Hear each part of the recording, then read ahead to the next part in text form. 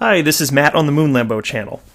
I've got a few interesting news articles for you today, and this one that's on the screen right now, I gotta tell you, there's a part at the end that just made my jaw drop. And mind you, this headline, it is good, and the way that they're proceeding, it's actually good, but there's a route they almost went where I read it, and then I reread it, and then I read it a third time because I was just like, oh my gosh. It was almost a train wreck. But before we get rolling here, I did want to say real quick, if you guys would be willing to hit that like button real quick, give me a thumbs up, and hit subscribe, I definitely really appreciate it. Channel's slowly growing. I'm up to 70 subscribers, having done this for a little over a month now, so channel's super tiny, but want you to know if you're listening to this, I genuinely support you taking the time and giving me a shot here. So there's a couple parts that I'm going to read. Here's the nuts and bolts of the thing. So the title, Wyoming Bill Would Clear the Way for Crypto Custody at Banks. Fantastic. Positive headline. A bipartisan group of state legislators introduced SF0125 to the government on Friday, which, if passed, would classify digital assets as property within existing laws. It would also establish an opt-in framework for banks to provide custodial services for digital asset property as directed custodians, determine standards for such services, clarify how Wyoming courts might classify digital assets, and more.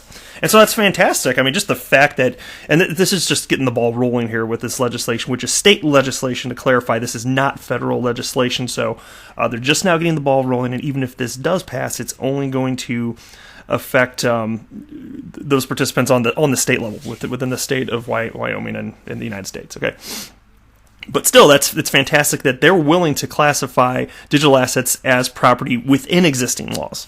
That's absolutely key right there. And so this is all good. I think this is going to help with adoption. I hope more states take a proactive approach like this. It seems like this is basically, it's bipartisan legislation. Not that it necessarily tickles my fancy in general, just the concept of bipartisan legislation. But, I'm hoping that this could be an indication there's not going to be an insane amount of resistance and that they don't have to tweak too much. But towards the end of it, this is the part that made me pause for a moment and think, what? And I wanted to make sure I read it right. But let me read just this little snippet here. It's only a couple, two sentences. It says, after they'd already described the rest of the details, and again, I'll link to this article if you want the rest of the details, but they then wrote, there had also been an alternative proposal in the works, which would have classified cryptocurrencies similarly to securities and would have forced owners to source such assets through intermediaries. Can you believe that? You guys hearing that? Do you know what that means? They're saying that if this alternative proposal had gone through instead of the great headline that I just had there, it would have been a way different headline. And if that were proposed, and if that legislation went through, at least on a state level, again, this is not federal legislation. That's, maybe we do need federal regulatory clarity still, but just if this started going in the wrong direction state by state, I wouldn't like that. Because what this is saying is if the alternative proposal, first of all, actually made it to a point where it was voted on and passed, if I'm reading this right, you wouldn't be allowed to hold your own cryptocurrency. You'd need to store it through an intermediary, like maybe you'd be required to hold it at a bank. To me, that would be taking away freedom. And I have no issue with ideologically or otherwise with banks holding cryptocurrencies. I think if you don't want to have the personal responsibility of your keys and you want to have an account with a bank, if there's some sort of financial incentive for the bank to provide that service for you so that you don't have the risk, that's fine. Just like if you in the United States have a checking account, the FDIC, it's actually required that you're covered up to $250,000 in damages. So if you have up to $250,000 in a bank account in the United States, definitely checking accounts. I can't remember for sure if it's true for savings accounts, but you can rest easy knowing that money is there. The federal government is actually backing it up. Okay, so if they had something in line with that, I think that some people would make them more likely to jump into crypto if there was something like that, where okay, worst thing happens, the bank loses the money, but they're insured. I get my crypto somehow. Maybe you don't get the actual crypto back if it's like stolen or this or that, but if you're monetarily reimbursed for whatever that value was in terms of United States dollars, I think that could be kind of key to get a lot more people moving into the space. And, of course, beyond that, I still want to see more clarity on a federal level. I think that would open things up a lot more, because if you're an institutional investor, you need that, and so I think that we're getting there. I think the more time passes, the more we see positive headlines heading in the right direction, because this is a lot for people to figure out. There are other countries that have just been progressing much faster to develop laws to cover this new asset class, the cryptocurrency, digital asset class. And admittedly, it seems to me anyway that the United States has been moving a bit slower. But I think that a lot of these other countries that are not as economically sound as perhaps the Western society, certainly the United States, you're probably more incentivized to say, oh my God, this is actually potentially world-changing technology. Well, if you don't have an economy anywhere nearly as strong as the United States in particular, you've got a stronger economic incentive to jump on this. If that makes sense. That's what I think anyway. Doesn't mean the United States won't get there. I really do, and we'll just see how long it takes. But we'll get there. Next, I got two articles regarding South Korea, and I'm just going to cover these real quick. I just found them interesting. Title for this one is Crypto Exchange CEO Sentenced to 3-year jail term for faking trading volume. And I was like, well, how the heck does that even work? And it turns out this guy, he set up a bunch of trading bots, and they were moving around essentially a bunch of their own money back and forth to make it look like there was actually more activity on the occurring on the exchange. And then so the CEO, he ended up getting arrested and sent to jail for 3 years. And what's interesting here, I'll link to this, but it wrote, according to Block and Press, I guess they're the ones that released this initially, which added that the crime brought in around $45 million in fees. And that's kind of astonishing on its own. But then I was like, where'd that money come from? How did they even calculate that? And it's not covered in this story, unfortunately. But I started to think, what might that even look like? How did they get $45 million in additional fees from their users? Because they make money from the actual transactions, the buying, the selling on their exchange. And so did they somehow calculate that because of the increased volume, it somehow brought in more traders? Or because of the trade volume seen by existing consumers, they're estimating that they traded X number of additional buys and sells that they otherwise wouldn't have? I don't know. It's not really clear, but I just want to point this out in addition, just because it's kind of interesting. We are in early days. This is the Wild West. I think the crypto asset class, it is the Wild West still. And it's amazing to me. And I am glad, I'm glad that South Korea had some sort of regulatorily in place to cover this, so that since this was illegal, there were actually repercussions to be had. But there's a lot of ways to get away with a whole lot of stuff in terms of trading volume. But I'm glad that at least in South Korea, they're putting a stop to stuff like this, because I hate how deceptive people can legally be within this asset class, and especially in terms of trading on exchanges. I don't like that. And I don't like what whales are doing, if they are. There's limited evidence. There is some evidence that there's a lot of manipulation going on. But you know what? That's going to fix itself anyway. As there's more and more volume, the single impact a particular whale could have is going to become insignificant. Moving on. This headline. South Korean exchange loses $5 million in accidental Bitcoin airdrop. Wait till you hear why. Check this out. I'm just going to read this one little piece, and I'll link this one like I always do. The exchange announced last week that some 6 billion Korean won, around 5.3 million US dollars, in Bitcoin and other cryptocurrencies were sent to customers due to a computer error, according to CoinDesk Korea. The exchange was trying to airdrop WeGame tokens, WGT, when the incident occurred. Further, due to the server issue, some customers also received Korean won from the exchange.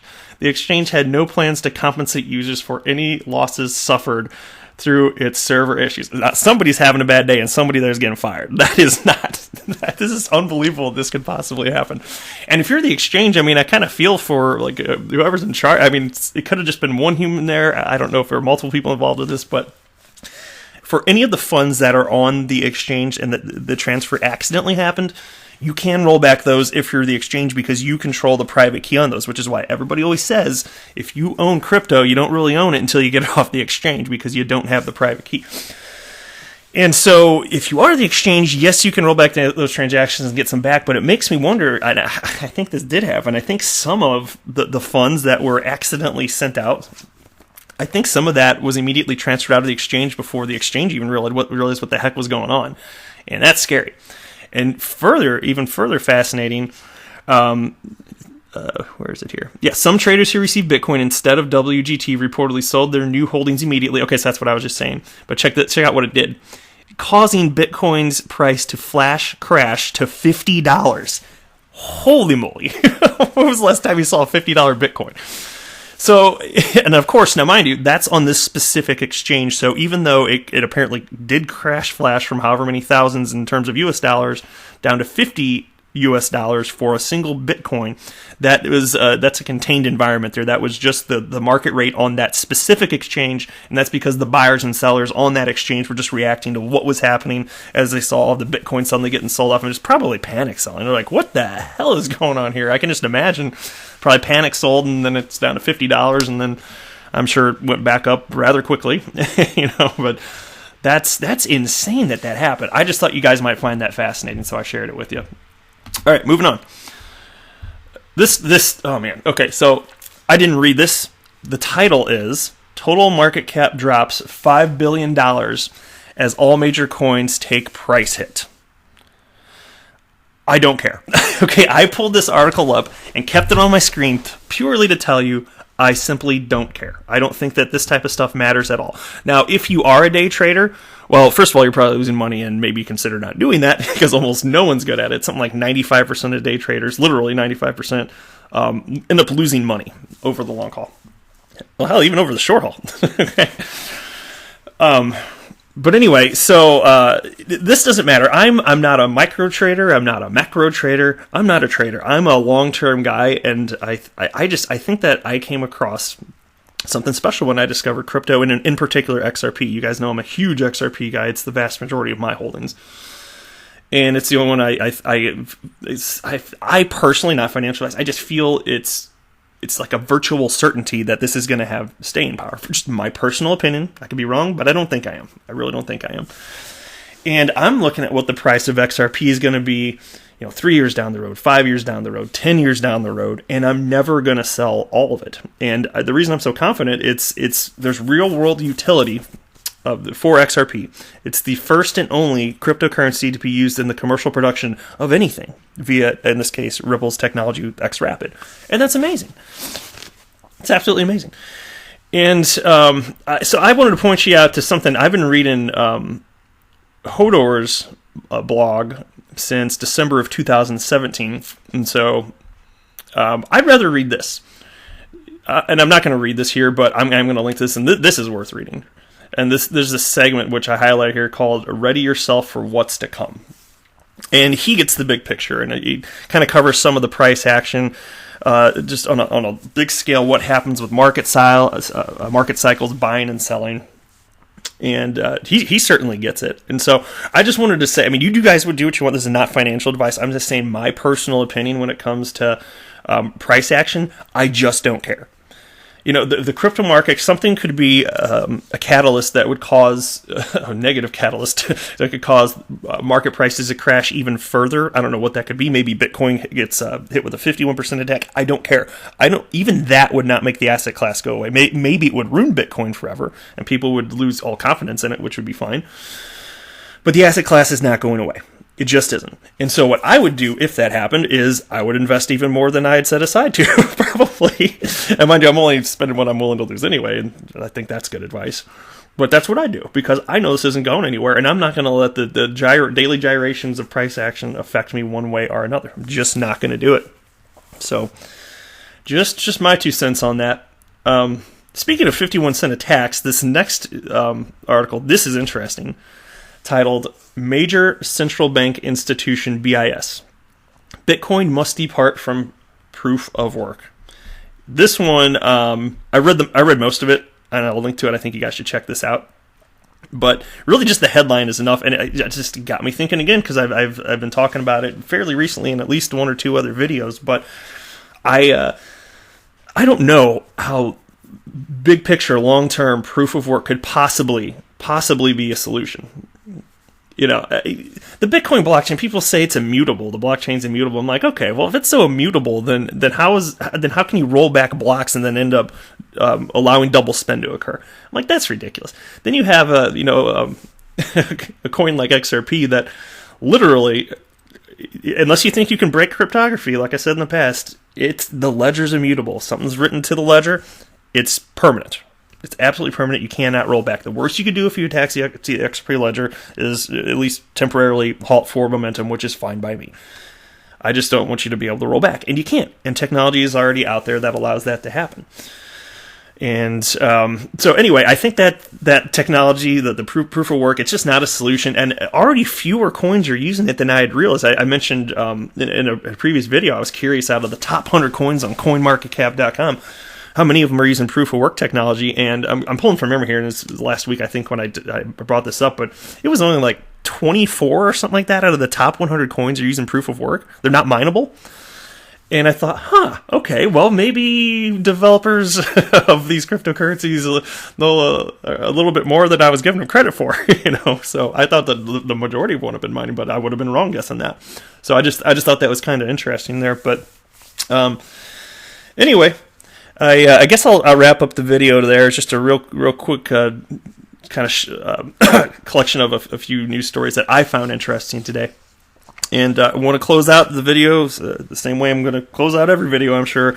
I am not a financial advisor.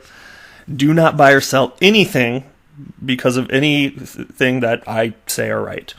That would be a very, very, very bad idea. Thanks for watching.